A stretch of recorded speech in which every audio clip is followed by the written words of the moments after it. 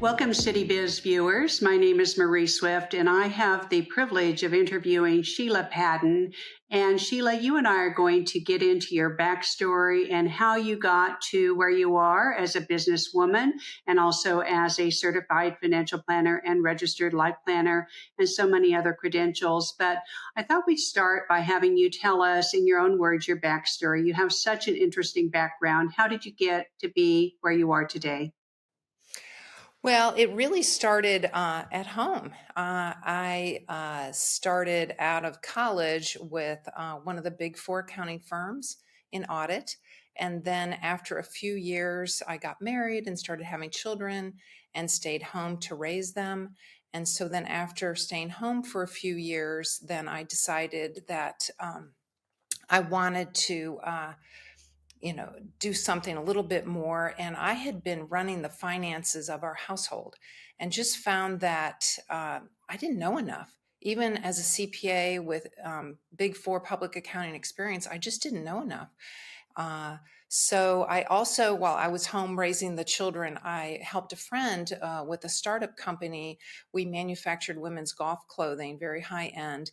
And just even that experience, we weren't the only people who didn't have all the answers. So I decided that I would go back to school to Northwestern to get a certified financial planning certificate.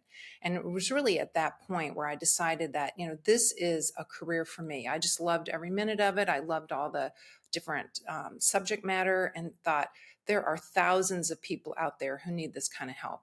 And so then that's what I decided to do. After passing the CFP exam, I decided that I was going to open up my own shop. And how was I going to do that? So fortunately, I had joined NAPFA, which is the fee-only organization. I wanted to be fee-only because I didn't want to sell products. And I then was looking for how do I get started.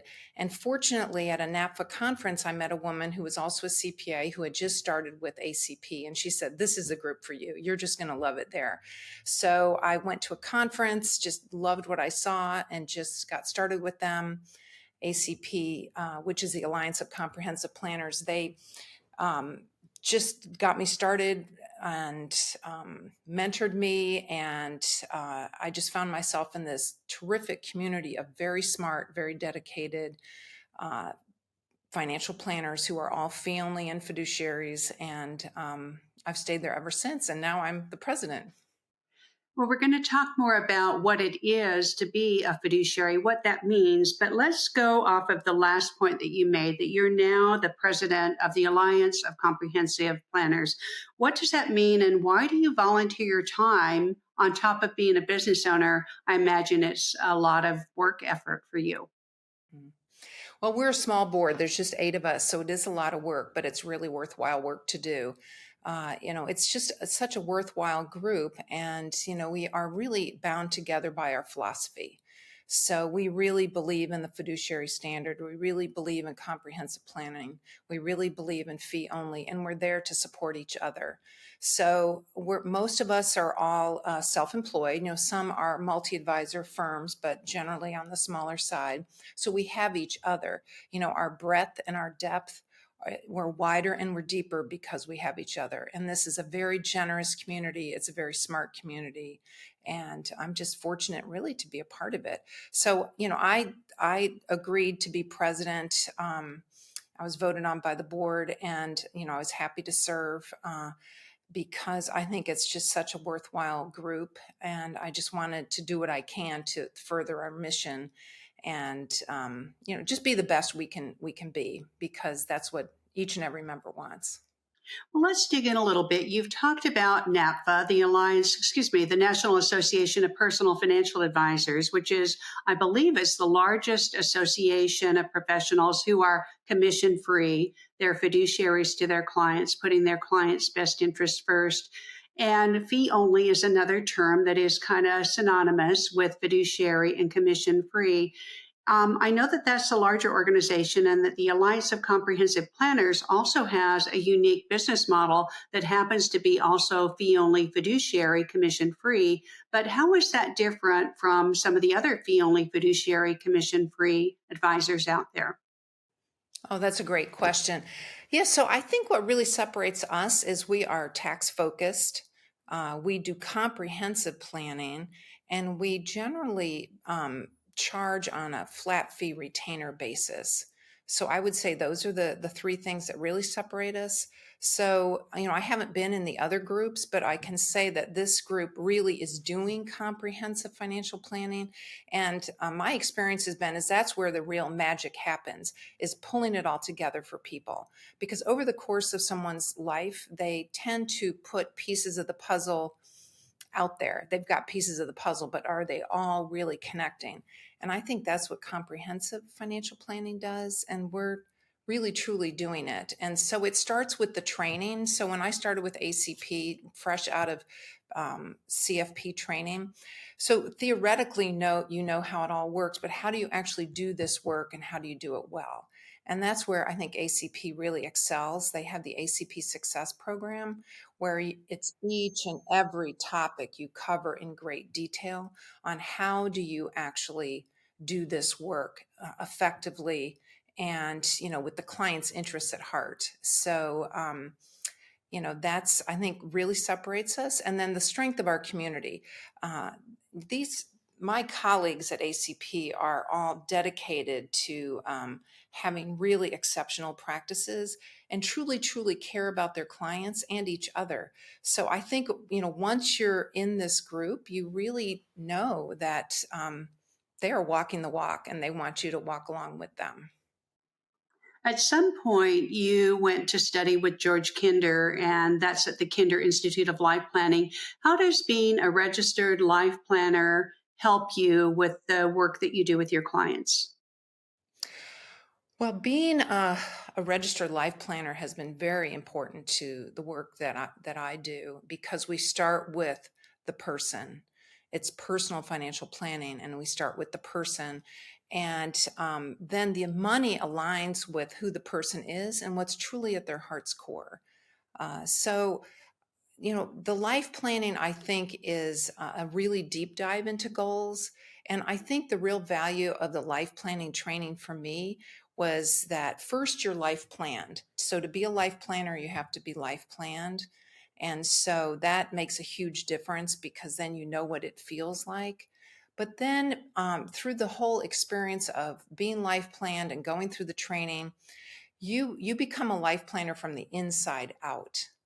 So it's not just about a toolkit. It's not just about questions. It's really about being present for your clients so that they can then have space to explore who they are and where they want to go. And then the money and everything we do aligns with that. So we usually start with the life planning and go from there. George is also a big advocate, George Kinder, for the fiduciary standard. And in fact, he's got this new initiative called Fiduciary in All Things. And I believe the website is fiduciaryinallthings.com. And we call it Fiat because it's an easier thing to say. I had the privilege of visiting with George last week about his initiative. Have you been aware of that or involved in any way with George in that initiative? Well, I am aware of it, and I think it's a beautiful thing that George, the statement that he's put out there and that he's trying to do, that if we put each other's interests first, then how can that be wrong? It's good. It would be good for people, good for the world, just good in general. So it's a beautiful philosophy. It really is, and I think that if we all took each other's interests, and kept them, top of mind, that would really be good all around. So kudos to George. Indeed. Well, we've talked about the fiduciary standard and different business models for practitioners. Is there anything else you'd like to add before we jump over to some tips and advice for investors and consumers who may be listening and watching today?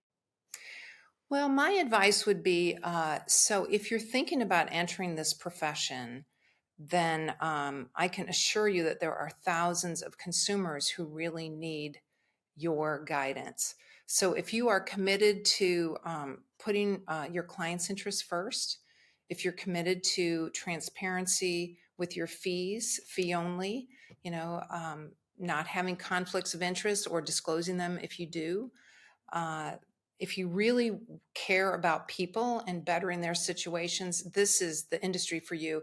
It has been more worthwhile than I ever could have imagined. And I don't think I'm the only one who thinks that. And I can tell you with my ACP colleagues, when we're at conference all together, very often people will just be saying, I love what I do. I love my clients. I love the work that we do. And so I'd say just do it. I mean, there is a tremendous need out here. There is indeed. And you and I will be seeing each other at the ACP conference, which is in Spokane, Washington this year in November, I believe, if I have my dates right. Is there anything you're looking forward to about this year? Well, we've always got tremendous keynote speakers and sessions. And so that's almost like a given that we're going to experience that. But what's really the magnet for me is seeing my colleagues and being with them.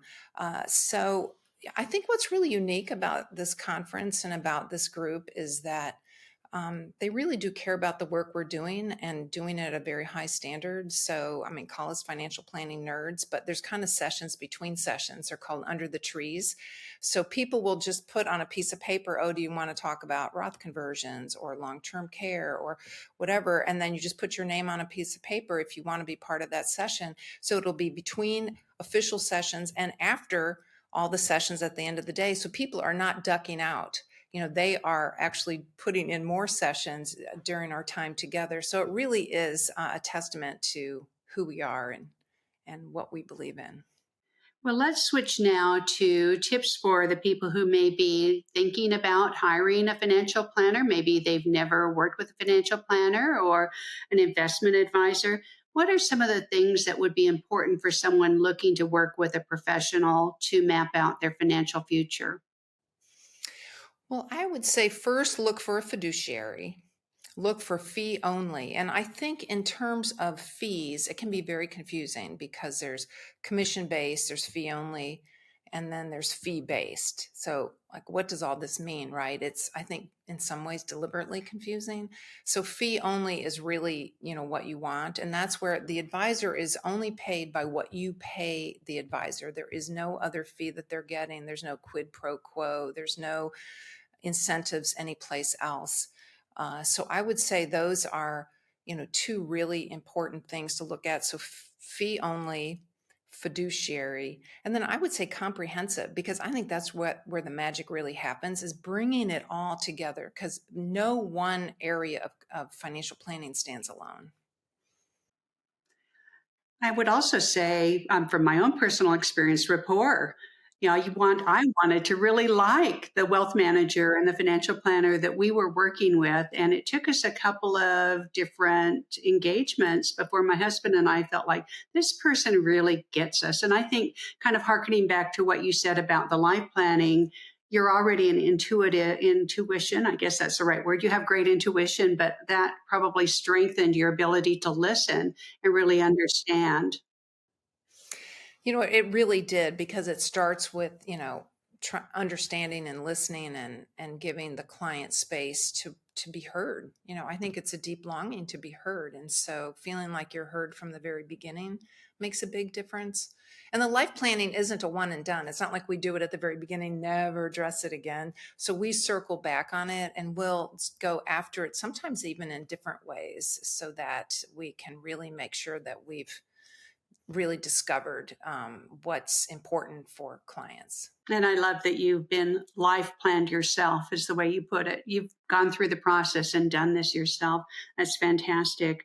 Well, so let's switch over to a tip. I read something recently where you were quoted by Liz Weston, who is one of the most respected and widely syndicated journalists when it comes to personal financial matters. And this article was on ABC News. And you talked about the ways that people could simplify and reduce money clutter. Why is that important, and what would you have us think about? Well, I think about money clutter as kind of that white noise in your life where, it's a distraction. You can't live freely and with ease if you have this white noise that's always like buzzing in your ears. And so taking care of it really can help so that you can just really live the life you want to live and not be burdened by money matters. So, what do you do about your money clutter, right? So I think in some ways it is personal. That's why working with a financial planner, it can be really helpful. So, take, for example, first, do you know where your money is? Sometimes people have accounts all over the place. They're not quite sure where their money is. So you can imagine that does not allow you to live freely and without worry. Um, I think another thing that can be on people's minds is, where's the money going? How much am I spending? Am I saving enough for retirement? How will I be able to be okay someday? So then, how do you efficiently uh, track your spending or figure out if you're saving enough? So I think those are two really important things. So, and it depends on the client's personality. Some people need a budgeting app or something like that, every single number. Other people, as long as they know I'm saving 10 to 15% for retirement, that's all they need to know. If they're doing that, they're tracking, and it doesn't really matter the details of their spending. Um, so I'd say those are the two really important things, like where is your money, and then where is it going? And are you saving enough for the future? Uh, and speaking of the future, this word retirement comes up a lot. I, for one, will never retire, but I might want to be work optional, right? I love my job. I'm an entrepreneur, and I find a lot of personal satisfaction in just being with people, and I get paid to do what I love. So there's probably a few people like me who may be listening or watching this program, but how do we make sure that we have enough to do the things in our lives? And I'm talking about money and maybe even elasticity. hmm Well, I think it really starts with, having a saving habit, developing that early in life, saving the 10 to 15% of your income lifelong, not for a car, not for vacation, but for retirement. So that's the general rule of thumb. And I'd say that when I run it through my retirement planning programs, that's a pretty good rule of thumb. So I think that can put people at ease, and save first, like right out of your paycheck, to where you don't have to think about it twice. It just comes right off the top. So then the other thing is liquidity. Do you have enough cash or cash equivalent funds if in case there's a rainy day or an emergency?